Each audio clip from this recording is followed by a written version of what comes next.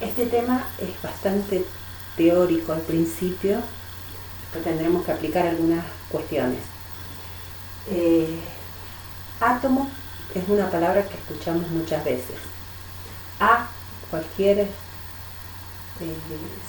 significado quiere decir no. Es anti, no. Átomo quiere decir sin división, cosa que usted dirá, ¿de dónde sacamos esto? Ese nombre, átomo, lo sugirieron los filósofos 500 años antes de Cristo, donde teóricamente en sus charlas hablaban de la materia que existe en la naturaleza y dijeron, bueno, llega un momento en que tenemos un límite donde no se puede cortar más nada, no hay nada más pequeño que esto que le llamamos átomo. En ese momento no había ningún trabajo experimental, no había tanta ciencia como tenemos ahora. Entonces su teoría la seguimos manteniendo, su nombre, le seguimos diciendo átomos, pero ya sabemos que el átomo tiene partículas adentro. Yo lo que voy a explicar es un poquito cómo fue evolucionando esas teorías. Lo primero, hace 2500 años, cuando se habló de la menor porción de la materia. Llega un momento en que no se puede dividir, a eso le llamamos átomo. Más de 2400 años se siguió manteniendo eso, por lo menos que se sepa, hasta que Dalton, un científico que era filósofo, matemático, químico, generalmente los experimentales, los que sabían física, química, también hablaban algo de filosofía. Dalton habló de su teoría diciendo que átomos son partículas muy chiquititas que no se pueden dividir, según él, elementos iguales, de mismos elementos, tienen masas iguales, elementos diferentes tienen masas diferentes. En esa época, estamos hablando de 1810 más o menos, en esa época no se podía medir con tanta precisión. Entonces, átomos de elementos que se conocían tampoco eran tantos. Ahora se conocen alrededor de 110, 120 elementos. No se trabaja con todos, pero además en ese momento, en 1800, se conocían algunos elementos. ¿Quiénes se conocían? Algunos metales, algunos gases, algunas sustancias importantes. Entonces, consideraba que elementos del misma cantidad de partículas que no se sabía que existían, elementos iguales tienen la misma masa. Entonces, nosotros podemos representar esos elementos diferentes con tamaños diferentes. Si yo tengo que comparar algún gas que ya se conocía en ese momento, el oxígeno, lo represento todos los átomos de hidrógeno o de oxígeno o de cloro o de lo que sea, el gas que sea, con el mismo tamaño. Si yo lo tengo que comparar con algún metal, como tenían el hierro, el plomo, que eran sustancias de masa más alta, lo dibujaban con tamaños diferentes. Entonces se dividían, se representaban con tamaños diferentes porque eran elementos diferentes, tenían masa diferente. Entre lo de Dalton y Thomson se descubrió la electricidad. Una vez un rayo partió por la mitad de un árbol y es como que los filósofos y los científicos empezaron a mirar, bueno, ¿qué es esto que se partió por la mitad? ¿Qué es esta carga que vemos acá? Que nosotros ya le llamemos carga, que ya decimos electricidad, pero en ese momento no sabían qué nombre ponerle a eso. Cuando se descubrió la electricidad, Thomson, un científico, ya hizo un trabajito experimental. ¿Qué hizo? Él utilizó un tubo de rayos catódicos y lo que pudo investigar es qué relación había entre la carga eléctrica y la masa de un electrón. O sea, ya se sabía en esa época la existencia de los electrones. Los electrones consideramos carga negativa. ¿Por qué? Porque el átomo siempre se consideró algo neutro. Entonces, cuando se descubrió esas cargas, que le consideramos negativas, debe tener también cargas positivas. Entonces, Thomson propone un modelo atómico imaginando que el átomo es algo compacto que concentra toda la masa, todas las cargas positivas, y en esa masa están inmersos los electrones. Eso es lo que consideraba Thomson. En esa época también se empezaron a descubrir algunos elementos radiactivos. ¿Qué quiere decir elementos radiactivos? Los elementos radiactivos son aquellos que se transforman en otro elemento. Y muchos elementos radiactivos emitían partículas. Esas partículas son un montón, nos interesan de todo esto cuando se descubrieron las partículas que llamamos alfa, beta y gamma. Son partículas. Alfa, que son partículas de carga positiva, gamma, son partículas que no tienen carga, y beta, que tienen carga negativa, como los electrones. De estas partículas, y otras más que se conocían, lo que hicieron es algunos trabajitos experimentales. De esto nos interesa las partículas alfa. ¿Por qué? Porque esas partículas alfa las utilizó otro científico para poder avanzar en esto, a ver si es cierto que el átomo es algo compacto, no, qué más hay ahí adentro, qué son esas partículas positivas que hay ahí. Eso es lo que vamos a seguir avanzando. Bien, se siguió avanzando. Rutherford utilizó esas partículas alfa utilizando una lámina de oro muy delgada, y a partir de esa lámina de oro muy delgada lo que hacía era emitir esas partículas alfa, y veía que en mi mano yo no puedo tirar algo, voy a romper mi mano, pero si mi mano sería virtualmente, no existiera, si fuera mentira, podría pasar del otro lado las pelotitas que yo estoy tirando. Entonces, lo que hizo Rutherford es utilizar una lámina muy fina, y al emitir esas partículas alfa vio que del otro lado de esa lámina de oro había otra lámina, que lo que hizo es verificar que del otro lado de la lámina de oro pasó prácticamente el 99% de las partículas alfa. Por lo tanto, hay muchísimo vacío en el átomo. Eso fue la gran conclusión y una gran diferencia. Este es uno de los primeros avances que prácticamente lo estamos utilizando. Después, bueno, hay detalles que cada vez es más fino todo, pero esto es muy importante. Descubrió que había muchísimo vacío dentro de un átomo,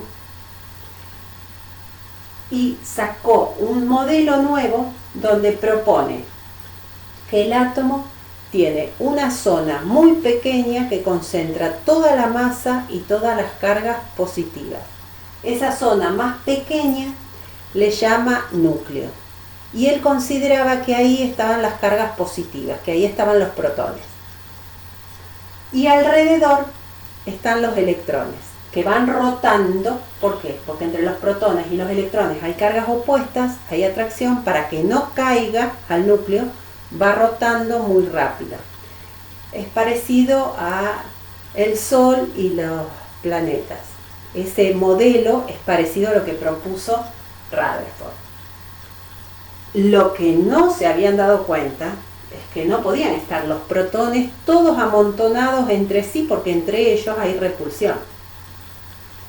Así que esta conclusión había con dudas todavía. Bohr trabajó en esta teoría, trabajó exclusivamente con el hidrógeno. Eso fue fácil porque el hidrógeno tiene un solo protón. Ese protón puede estar solo, no hay problema, porque no tiene repulsión con nadie. Y ese protón tiene un electrón que va rotando. ¿Qué hizo? Le daba energía a ese electrón que suponía que estaba alrededor del núcleo, le daba energía, y cuando dejaba de darle energía, el electrón volvía a su nivel estable, a su lugar estable. ¿Cómo se dan cuenta? Porque emitía partículas. que pudieron ir midiendo por energía en qué zonas tenemos probabilidades de encontrar al electrón. Esto es, claro, el caso del protón solito, no hay drama. Mucho después, 1930, 1932, se descubrió que en realidad el protón no está solo. El protón, que tiene cargas iguales, que entre ellos hay repulsión, tiene además otras partículas que se llaman neutrones, que están evitando, digamos, la pelea que hay entre los protones. Eso lo vamos a ampliar ahora con el modelo atómico actual. Vamos a trabajar directamente, que es lo que uno más utiliza. Esto es más teoría. Saber quién fue avanzando, en qué año lo descubrió, cómo lo fue haciendo. Pero lo importante es el modelo atómico actual, el que vamos a utilizar ahora, que es lo que utilizamos para todo lo práctico que vamos a hacer. Bueno, el modelo actual tiene que ver con un modelo probabilístico. O sea que es un modelo matemático, pero de probabilidades. ¿Por qué? Primero, que dentro de un átomo siempre hay partículas subatómicas. Hay más de 20 partículas, nos interesan 3. Los protones y los neutrones están concentradas en el núcleo, que es la zona más pequeña que concentra toda la masa y toda la carga positiva. Alrededor estarían los electrones. Los electrones están alrededor en lo que se llaman orbitales. Estos protones y estos neutrones tienen una masa muy parecida, súper chiquitita, muy pequeña. Y yo voy a poner la masa relativa, no la real. La masa real es alrededor de 1,66, 67 por 10 a la menos 24 gramos. O sea, una masa súper chiquitita.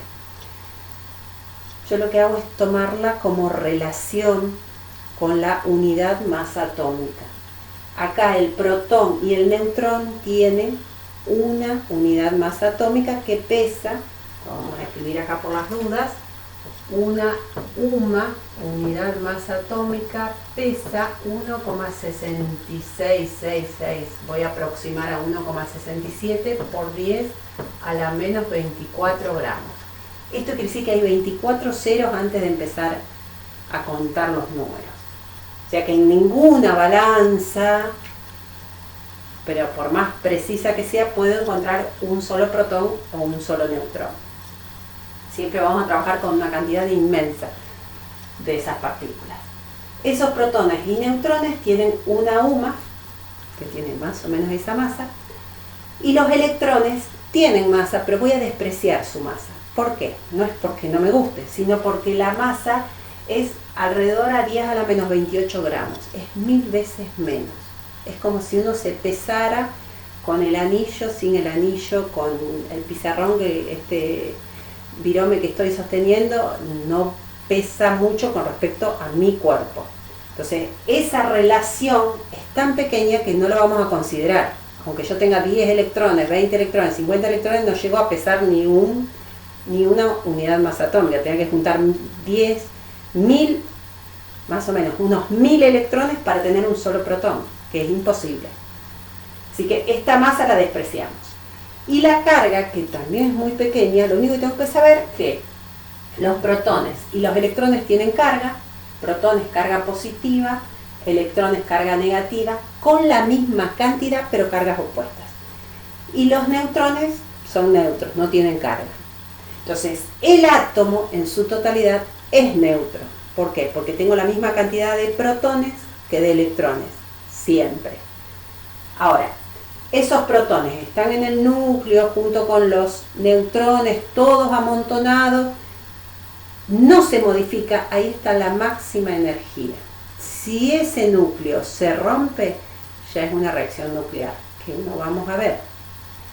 Los electrones que están alrededor tienen mucha menos energía para moverse. Esa energía, o la zona donde puede encontrarse el electrón, se llama orbital. Entonces, precisamente el orbital, que antes se llamaba de órbita, se habla de orbital. El orbital es donde tengo más probabilidades de encontrar el electrón. ¿Por qué digo probabilidades? Porque nunca sé dónde va a estar el electrón, porque se está moviendo muy rápido, porque si no cae al núcleo. Y si yo quisiera verlo, tendría que ponerle luz. La luz tiene fotones, los fotones tienen el mismo tamaño que los electrones, así que yo de alguna manera alteraría el movimiento del electrón. Así que nunca podemos saber exactamente dónde se encuentra el electrón en un momento dado. Por eso hablo de la zona donde hay probabilidades de encontrar el electrón. Para ubicar el orbital tenemos que tener tres datos. El nivel donde se encuentra. Ahí aparecen lo que se llaman números cuánticos. Los números cuánticos son números. Esos números me van a ir indicando en qué nivel estoy. Nivel 1, nivel 2, nivel 3. Eso después aparece en la tabla periódica y uno se va basando un poco en eso. Los subniveles, o sea, dentro de los niveles hay subniveles. El subnivel tiene otro número cuántico que son los valores 0, 1, 2, 3, que lo indicamos con letras para no confundir. Los subniveles que conocemos hasta ahora son subnivel S, subnivel P, subnivel D y subnivel F. El nivel y el subnivel tienen valor de energía. Cuando tengo más nivel hay más energía. Cuando tengo subnivel S, P, D y F, también la energía va creciendo. Por eso, por su energía, en el subnivel S entra un solo orbital. Hay una zona donde puede encontrarse el orbital. P, el subnivel P, tiene más energía, entonces tiene tres orbitales donde puede encontrarse el electrón. Tienen formas, un solo orbital ocupa todo. Ya cuando tengo tres orbitales, forma de 8 tienen. En el espacio, como son tres orbitales, no pueden ocupar todo. Entonces van ocupando menos espacio cada uno. Subnivel D, que tiene más energía, tiene hasta 5 orbitales. Y el subnivel F, que tiene más energía todavía, tiene 7 orbitales. No hago el dibujito porque no tiene sentido. Es muy raro que se trabaje con el subnivel D o el F. Estos dos sí son datos muy importantes, porque vamos a trabajar más que nada con el subnivel S y T. Y tienen esa forma. Cuando va creciendo el nivel, va a ser más grande el orbital, pero el orbital del subnivel S tiene esa forma esférica. Esos tres valores, que son números, que después lo reemplazamos por letras, pero esos valores, que es el orbital, es la zona donde tengo más probabilidades de encontrar el electrón. Ahora, ¿cuántos electrones pueden entrar en un orbital? Bueno, pueden entrar hasta 2 electrones en un orbital. ¿Por qué? Porque aparece otro número cuántico, que es el spin. ¿Qué es el spin? Esto sería una representación de un electrón.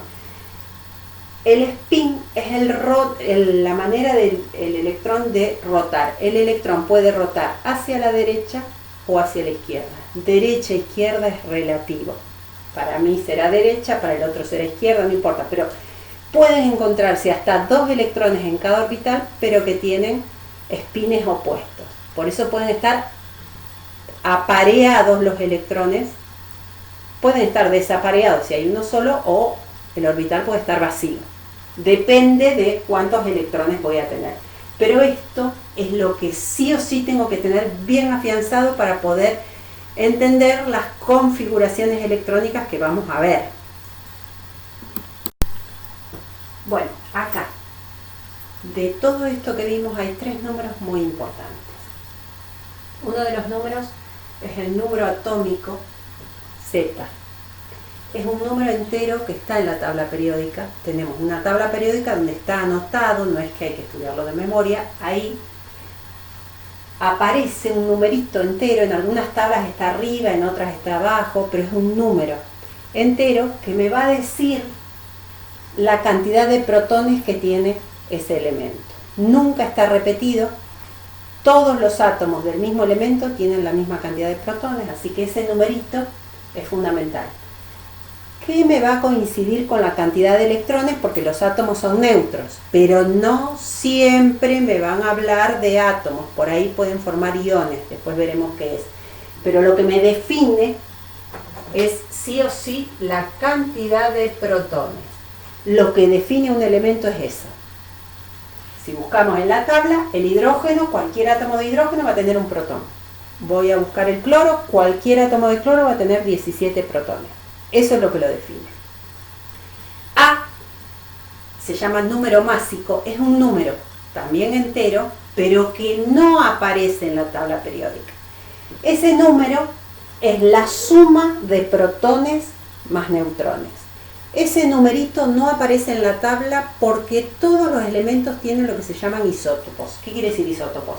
Que son átomos del mismo elemento. Yo ahí puse ejemplo de 3 átomos de hidrógeno. El hidrógeno siempre va a tener un protón y seguramente un electrón, porque es un átomo. Ese protón va a estar en el núcleo. En este caso va a estar solo. Acá va a estar su protón con un neutrón. Y acá voy a tener un protón con 2 neutrones. Estos 3 átomos de hidrógeno son de hidrógeno. Ahora, de todos ellos, algunos tendrán su protón solo, otros tendrán el protón con neutrones. Entonces, como esos átomos son súper chiquititos, nosotros no voy a tener un átomo, 10 átomos, 100 átomos, 1000 átomos. Voy a tener millones y millones y millones. Algunos van a estar con masa 1, otros con masa 2, otros con masa 3. Todos los elementos tienen lo que se llaman isótopos. Iso igual topo, lugar. O sea, todos los átomos de hidrógeno en la tabla los ubico juntos. No pongo los 3 casos. Pongo nada más que el hidrógeno. Pero no aparece ni el 1, ni el 2, ni el 3.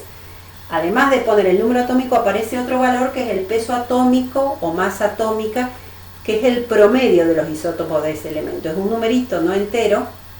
El caso del hidrógeno me da 1,008. Para no trabajar con números complicados, no escribimos todos los isótopos en la tabla. En la tabla está el promedio. Aparece el peso atómico. Este número másico me lo tienen que dar. Si nadie me da ningún dato, lo que hago es aproximar el peso atómico al valor más cercano a un número entero. De modo tal de que por deducción yo pueda sacar cuántos neutrones tiene, si es que tuviera. Entonces, todos los elementos tienen isótopos, algunos tienen 3, otros 8, otros 10, otros 12 isótopos. Entonces no puedo hacer la tabla súper extensa para ver todo esto. Es como si yo tuviera que mirar naranjas. Las naranjas tienen semillas adentro. Todas las naranjas del árbol de mi casa van a tener las mismas naranjas. Ahora, si tiene más semilla o menos semilla, no cambia la esencia, sigue siendo la misma naranja. Bueno, acá todos los átomos de hidrógeno van a ser de hidrógeno. Ahora, si uso el isótopo de masa 1, 2 o 3, no me altera demasiado. Primero porque voy a tener millones y millones de átomos. El 99% va a estar acá. Y los otros pueden estar por ahí. A menos que el científico aísle los isótopos, nosotros cuando tenemos esa cantidad tan grande de átomos, tengo la mezcla de todo esto. Entonces, isótopos, que todos tienen, son átomos del mismo elemento, por lo tanto tiene igual Z, y difieren en la cantidad de neutrones o en el número másico. Entonces a mí me tienen que poner el símbolo del elemento, Z, que lo buscaré en la tabla, y el número másico. O me lo dan como dato o me dicen cuál es el número de neutrones. Bueno, en la tabla tenemos un montón de información que está en la tabla. O sea, no es que estudiarlo, pero interpretarlo. En la tabla están indicados a un costadito, está anotado los niveles a donde se llega. Nivel 1, nivel 2, nivel 3, nivel 4, nivel 5, nivel 6, nivel 7, puede aparecer alguno con el nivel 8. Esto se llama período. Le voy a llamar período. Me queda separado el bloque S, todo esto va a ser del subnivel S. El subnivel S tiene capacidad de 2 electrones, o uno que termina en S1 otro que termine en S2. No hay más capacidad para el subnivel S. El subnivel P, que está acá, tiene 3 orbitales. Por lo tanto, tiene capacidad de 6 electrones. Si se fijan, hay 1, 2, 3, 4, 5, 6 columnitas donde se puede ubicar los 6 electrones. No quiere decir que siempre se va a ocupar. Eso es la capacidad. Esto va a ser el bloque D. El bloque D tiene, como hay 5 orbitales, tiene capacidad de 10 electrones. Vamos a ver si lo ocupamos. Y el subnivel F tiene capacidad de 14 electrones porque hay 7 orbitales. No es algo que se maneje mucho. Ahora, los elementos del subnivel S y P son los que se llaman elementos representativos. Tienen el último nivel incompleto, excepto los gases raros inertes, que ya ellos cuando terminan están completos, no se van a unir con nadie.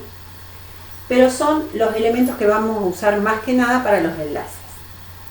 El D son los que se llaman elementos de transición. En algunas tablas incluso te dice de transición. Están transitando entre el nivel siguiente y el que están ocupando ahora. Siempre el subnivel D está en un nivel anterior. Sí o sí. Este subnivel D tiene más energía que el S del nivel anterior. Siempre. Entonces, este subnivel D es de un nivel más chico que el S anterior. Nivel, pero no de energía, del nivel.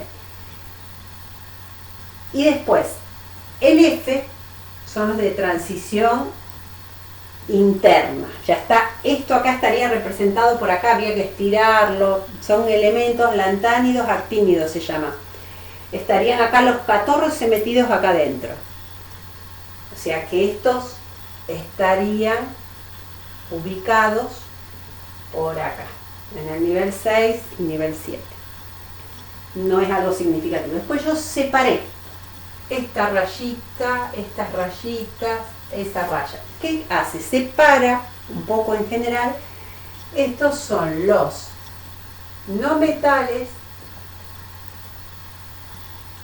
Estos son, el resto son todos los metales, todo lo que está acá. Y acá están los gases raros o inertes. Ahora, estos elementos que están cerca de la escalerita, por ahí algunos se llaman anfóteros o metaloides. Pueden a veces actuar como metales, a veces como no metales, a veces depende de la carga, a veces depende de con quién se unen. Son como excepciones. Sino, en general, tengo metales, no metales, que es el hidrógeno y esos elementos que están acá de la escalerita hacia la derecha, y los gases raros o inertes que están completos. Además de esto me dan los grupos. El grupo es muy importante porque el grupo, hay tablas, las tablas me marcan el grupo del 1 al 18, que es por números, que por ahí confunde más. Yo a veces prefiero el grupo A y el grupo B. El grupo A es el de los elementos representativos. El grupo B es el de los elementos en transición. El grupo A es importante porque me va a decir cuántos electrones de valencia tiene. El que se llama grupo 1A, todos los átomos de ese grupo van a tener un solo electrón de valencia. Voy a representar ese elemento, no me importan todos sus electrones, me importan los que tengo en el último nivel. Va a ser 1, a un solo puntito. Grupo 2A va a tener 2 electrones. Grupo 3, el grupo 3A va a tener 3 puntitos. No van a estar juntos los electrones, porque los electrones pueden estar a lo sumo de A2. Grupo 4 va a tener 4, grupo 5 va a tener 5, 6 va a tener 6, 7, 7, y el grupo 8 o 0 va a tener 8 electrones, el último nivel completo. Los otros que tienen 1, 2, 3, 4, 5, 6 o 7 van a tender a unirse con alguien para poder respetar el octeto. Eso es lo que le da estabilidad a un elemento. Los del grupo B, 1, B, 2B, 3B, 5B, 6B, 7B o los 3 del 8B, como están ocupando dos niveles al mismo tiempo, es muy complejo saber la cantidad de electrones de valencia. Incluso hay cambios internos dentro de lo que nosotros más o menos enseñamos. Así que hay excepciones siempre, en química siempre hay excepciones. Entonces de esto, para ver cuántos electrones gana, pierde, más bien se utilizan los números de oxidación que se verá mucho más adelante. Esto no lo utilizamos tanto para enlaces, a menos que lo pidan puntualmente.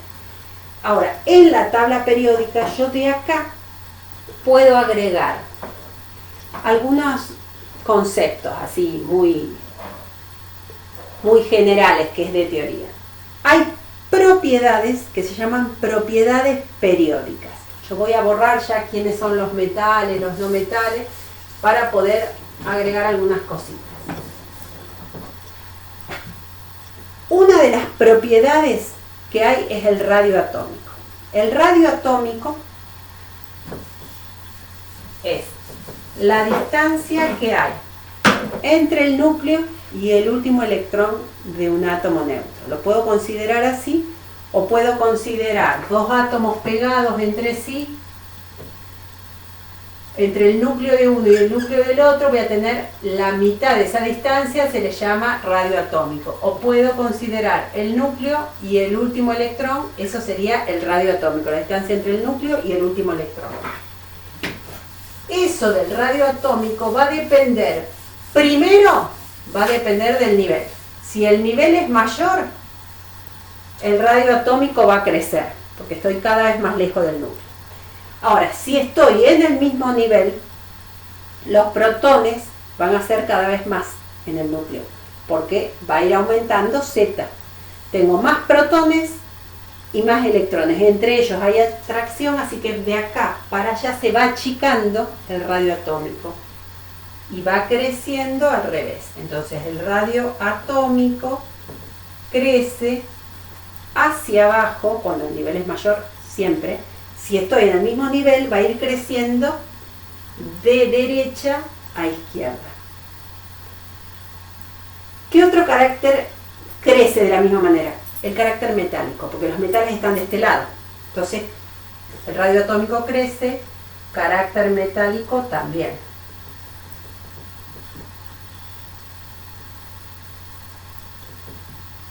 Cuanto más acá estoy, más metálico es. Otra propiedad es la energía de ionización. La energía de ionización o potencial de ionización es la energía para arrancarle un electrón a un átomo. Crece al revés al radio atómico. ¿Por qué? Porque la potencial de ionización o energía de ionización es la fuerza para arrancarle un electrón a un átomo neutro en estado gaseoso, además.